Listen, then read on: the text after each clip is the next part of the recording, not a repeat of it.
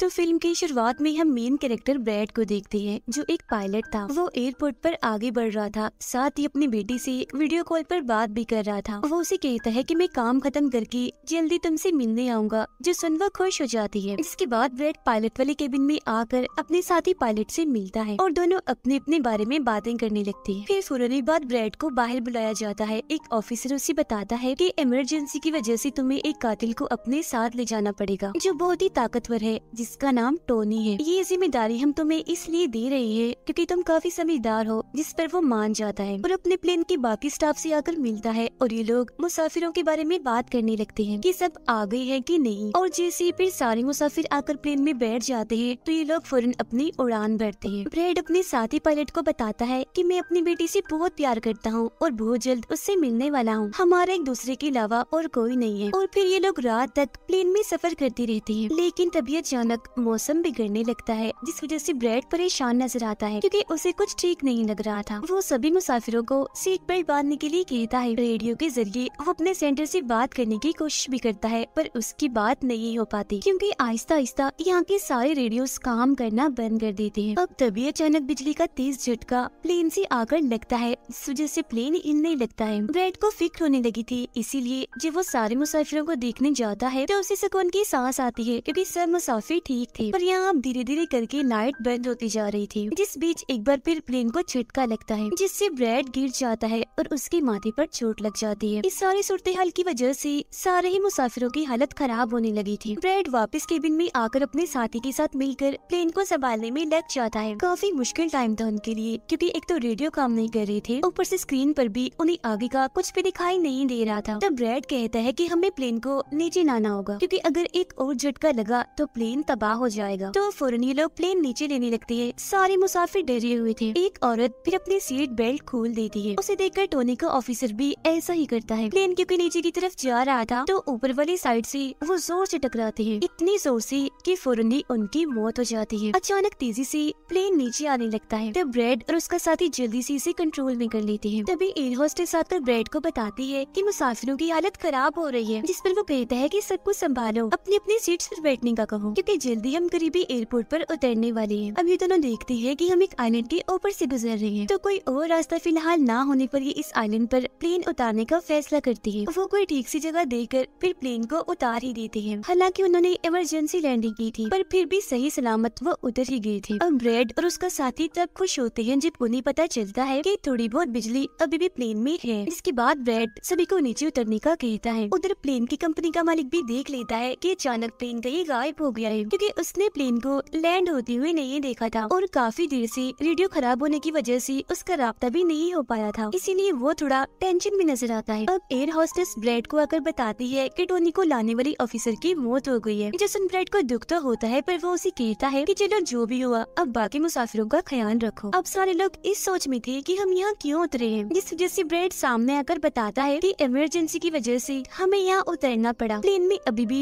थोड़ी बहुत बिजली मौजूद है, जिससे हम बाकी बिजली की चीजों को ठीक कर लेंगे। तब तक आप लोग यहाँ आराम से रहिए, खाना पानी मिलेगा और रहने की जगह भी, और आप लोग घबराइएगा नहीं, बहुत जल्द हम यहाँ से निकल जाएंगे। उधर प्लेन कंपनी के मालिक की मुलाकात एक रेस्क्यू एक्सपर्ट से होती है, जो ऐसे लोगों को खोज निकालने का काम करता है जो मुश्किल में कहीं फंसे होते हैं। कंपनी का मालिक उसे कहता है कि मुझे मेरे प्लेन की सारी डिटेल्स, जैसे कि वो कहाँ गया, उसके वर्कर्स, मुसाफिरों की सबकी जानकारी चाहिए। अब ब्रैड प्लेन के पास आकर उसे ठीक करने में लग जाता है, पर वो देखता है कि प्लेन में पावर बिजली काफी कम है, इसीलिए इनको इंतजार करना होगा क्योंकि रेडियो भी अभी काम नहीं कर रहे। फिर जब वो इस बारे में अपने साथी पायलट को बताता है तो उसका साथी नक्शा देखकर बताता है कि हम एक प्राइवेट आइलैंड पर फंसे हुए हैं। ये कोई आजाद जगह नहीं है, बल्कि यहाँ एक प्राइवेट आर्मी का कब्जा था, जो बुरे लोग थे क्योंकि उसमें सारे ही गुंडे थे, और अगर उन्होंने हमें कोई भी नुकसान पहुँचाया तो गवर्नमेंट भी हमें नहीं बचा पाएगी। जो सुन ब्रैड कहता है कि अब कैसे भी करके हमें अपनी रेस्क्यू टीम को यहाँ बुलाना ही होगा ताकि वो आकर हम सबको बचा ले, क्योंकि यही एक रास्ता है यहाँ से निकलने का। अब ब्रैड सबके पास आकर उन्हें बताता है कि किसी खराबी की वजह से रेडियो अभी भी काम नहीं कर रहा, जो सुनकर सारे लोग काफी परेशान हो जाते हैं। ब्रैड उन्हें फिर तसल्ली देता है कि हम आइलैंड की दूसरी साइड पर जाकर रेडियो को ढूंढेंगे और अपनी टीम से रेस्क्यू टीम को यहाँ भेजने के लिए कहेंगे, जो आकर आप सबको बचा लेगी और मेरे साथ टोनी जाएगा। ये कहकर वो टोनी की हथकड़ी खोल देता है और ये लोग आगे बढ़ जाते हैं।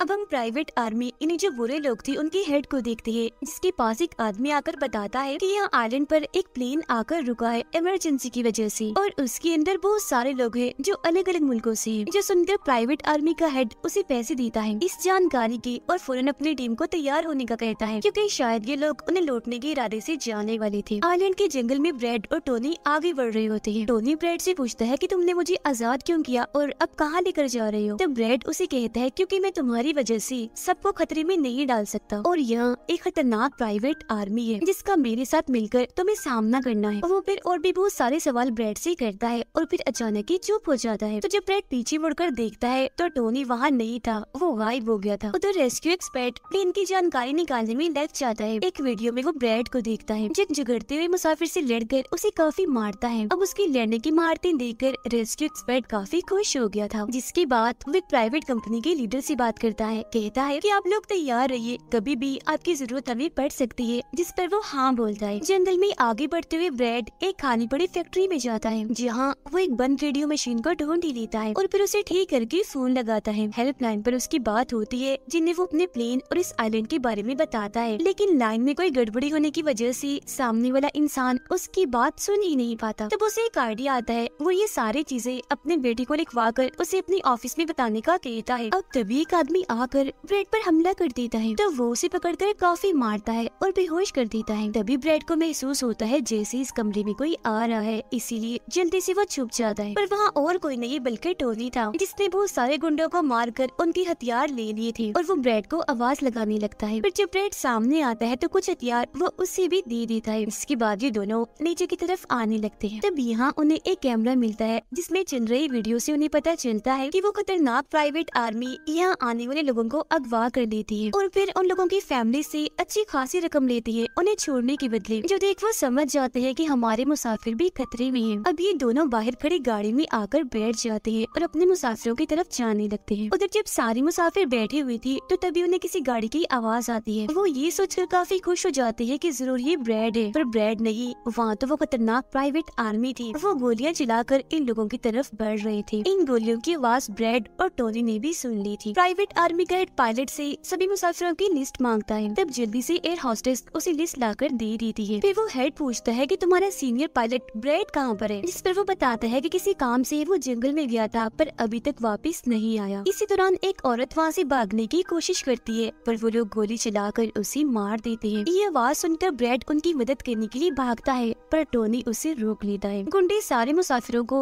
बस में बिठाने लगते हैं, क्योंकि वो इन्हें अपने साथ ले जा रहे थे बंदी बनाकर। उनका लीडर अपने दो साथियों को कहता है कि प्लेन में जाओ और सारा जरूरी कीमती सामान ले आओ, जिसके बाद खुद वो सारे मुसाफिरों को लेकर यहाँ से निकल जाता है। तब ब्रैड टोनी पर गुस्सा करने लगता है कि वो हमारे लोगों को ले गए और तुमने मुझे जाने ही नहीं दिया, जिस पर टोनी उसे समझाता है कि वो काफी बड़ी आर्मी थी, खतरनाक लोग है वो, अगर तुम चली भी जाती तो इतनी बड़ी आर्मी से अकेले नहीं लड़ पाती। फिर अभी दोनों दुखी तो थे, पर आगे बढ़ जाते हैं और उन दोनों गुंडों को पकड़ लेती है जो प्लेन से कीमती सामान ले रही थी। ब्रैड गन पॉइंट पर उनसे पूछता है कि मुसाफिरों को लेकर कहाँ गया होगा तुम्हारा हेड, जिस पर वो बताता है कि यहाँ एक खाली फैक्ट्री है, वहीं गए होंगे वो लोग। अब रेस्क्यू एक्सपर्ट को ब्रैड की बेटी से उधर की सारी सूरत हाल का पता चल गया था, यानी कि उनका प्लेन वहाँ एक आइलैंड पर फंसा हुआ है और साथ ही वहाँ एक काफी खतरनाक प्राइवेट आर्मी भी है। वो इस बारे में प्लेन कंपनी के मालिक को बताता है, जिस पर वो कहता है कि फौरन अपनी प्राइवेट टीम और रेस्क्यू टीम को भेजो। फिर ये लोग जैसे तैसे करके उस आइलैंड और उनके प्लेन को ढूंढ लेते हैं। जब इनके बीच फैसला होता है कि प्राइवेट टीम का लीडर सबसे पहले वहाँ जाएगा अपनी टीम के साथ। उधर एक गाड़ी के जरिए ब्रैड और टोनी फैक्ट्री की तरफ जा रहे थे, जिसके पास पहुंचकर ये चुपके से अंदर घुस जाते हैं, जहाँ वो सारे गुंडे मुसाफिरों की वीडियोस बना रहे थे, ये दिखाने के लिए कि कौन सा मुसाफिर किस मुल्क से है। अब प्राइवेट टीम भी प्लेन के पास पहुंच जाती है, पर इन्हें जब वहाँ कोई नहीं दिखता तो टीम का लीडर प्लेन के अंदर जाकर चेक करता है, जहाँ 2 लोगों की लाशें थी। इसके अलावा वहाँ ब्रैड का छोड़ा हुआ मैसेज भी मिल जाता है, जो कि उस फैक्ट्री तक आने का रास्ता था। फैक्ट्री में दोनों छुपकर उन गुंडों पर नजर रख रही थी, जिनमें से 2 गुंडों को वो पीछे से आकर पकड़ लेते हैं और मुंह बंद करके उनका दम घोट देते हैं, जिससे उनकी मौत हो जाती है।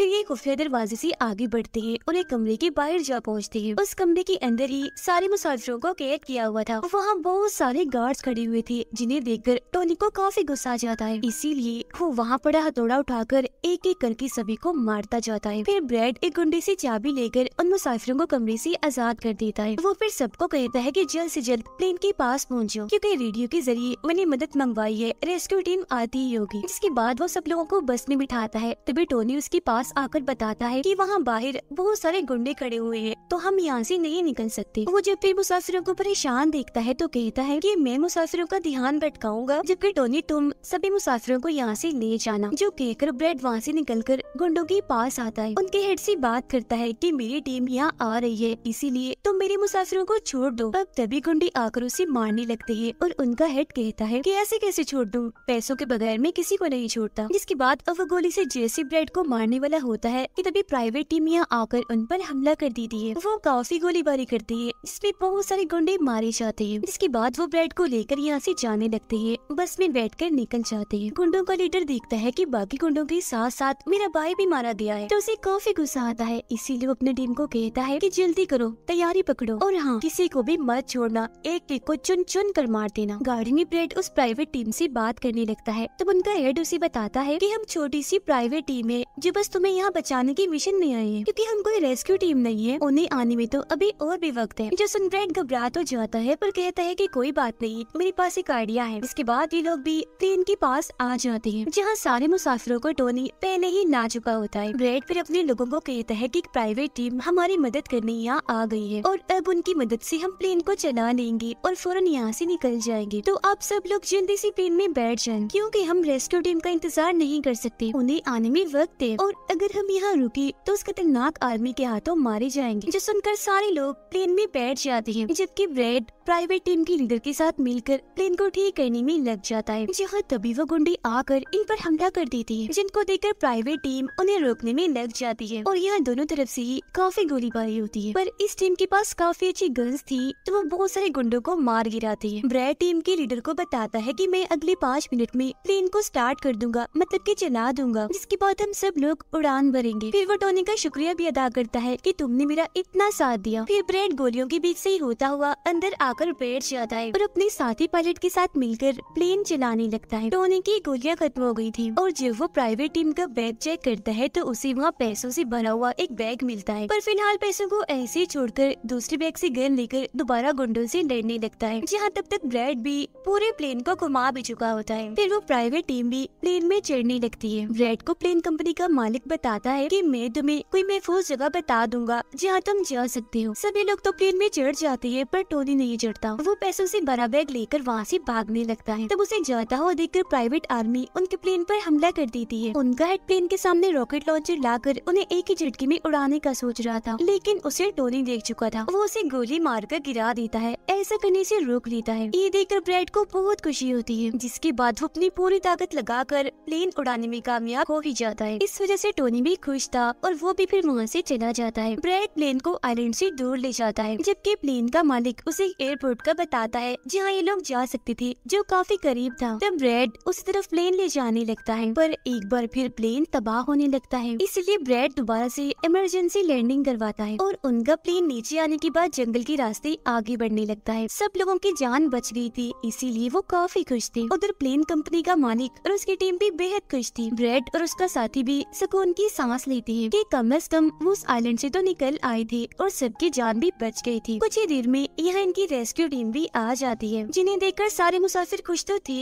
साथ ही ब्रैड की बहादुरी पर तालियां बजा रहे थे। ब्रैड फिर सारे मुसाफिरों को रेस्क्यू टीम के साथ भेज देता है, जिसके बाद वो अपनी बेटी से बात करता है। वो इस बात से काफी खुश थी कि थैंक गॉड मेरे डैड जिंदा हैं। तो नुबा बेटी बात करके बहुत खुश थी और इसी के साथ ब्रैड की बहादुरी की ये कहानी इधर ही खत्म हो जाती।